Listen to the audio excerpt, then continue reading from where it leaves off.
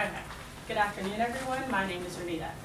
So, if you'll all think back with me, some of you may have to think back a little further than others, but I think we can all remember being children, falling and scraping our knees.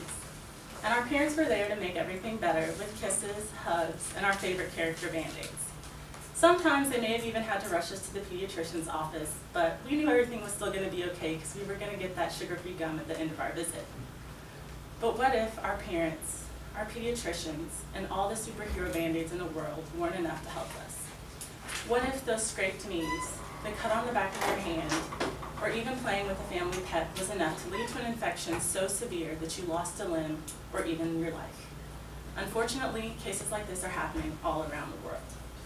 The discovery of antimicrobial agents is by far one of the most notable advancements in medicine within the last century. Due to the widespread use of antibiotics in humans and domestic species, antimicrobial resistance has become a scientific and global health concern around the world. With the vast amount of antibiotics being used in medicine, farming, and aquaculture, antimicrobial resistance levels are on the rise. Unfortunately, this means that pathogenic bacteria have become resistant to singular antibiotics as well as multiple drug classes, resulting in increased morbidity and mortality and changes in the standard of care for these infections. In order to combat this problem, the development of antimicrobial resistant drug profiles is key.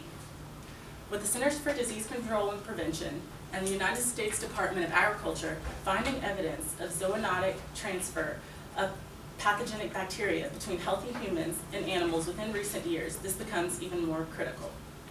Therefore, I propose a three-part research project. First, I will investigate and identify antimicrobial resistance in domestic species here in the United States as well as in South Africa. Second, I will investigate the opinions and antimicrobial prescription drug practices in veterinarians here in the U.S. Third, I will identify antimicrobial resistance in a hospital network in Kenya. Ultimately, this research should lead to additional antimicrobial resistant drug profiles like the one seen up here, and further research in identifying host factors that are associated with higher risks of antimicrobial resistance.